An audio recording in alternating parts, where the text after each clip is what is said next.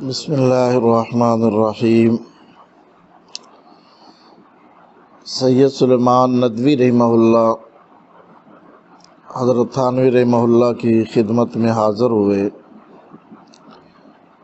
تو جب واپسی ہونے لگی تو عرض کیا حضرت مجھے کچھ نصیحت فرما دیجئے گا۔ حضرت تھانوی رحمہ اللہ نے فرمایا کہ اتنے بڑے مذہبی سکالر ہیں، اب میں ان کو کیا نصیحت کروں۔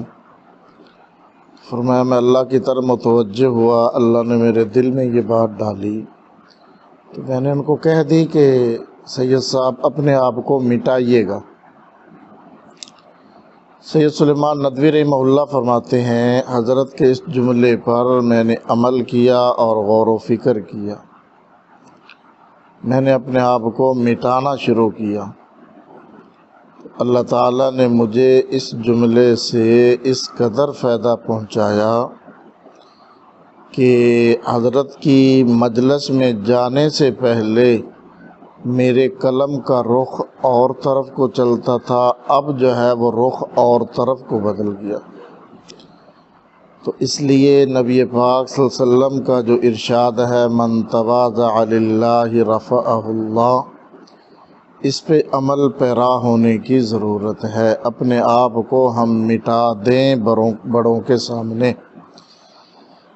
ہمارے حضرت حاجی فاروق صاحب سکھر والے نور اللہ مرقدہ حضرت ارشاد فرمایا کرتے تھے کہ حضرت مسیح الامت مولانا مسیح اللہ خان صاحب رحمہ اللہ سے کسی نے یہی سوال کیا تو حضرت نے فرمایا کہ اپنے آپ کو مٹا دیجئے گا۔ کسی نے کہا جی اتنا بڑا مرتبہ کیسے پایا؟ فرمایا مٹانے سے۔ تو حضرت اپنے انداز میں یہ جملہ یوں ارشاد فرمایا کرتے تھے کہ مٹانا کیا ہے پانا ہے، پانا کیا ہے مٹانا ہے، کہ جو اپنے آپ کو جتنا مٹائے گا اللہ کے ہاں اس قدر اس کو رتبے اور مقام ملتے جائیں گے۔ جس کو جو رتبہ جو مقام ملا ہے وہ اپنے آپ کو مٹانے سے ملا ہے۔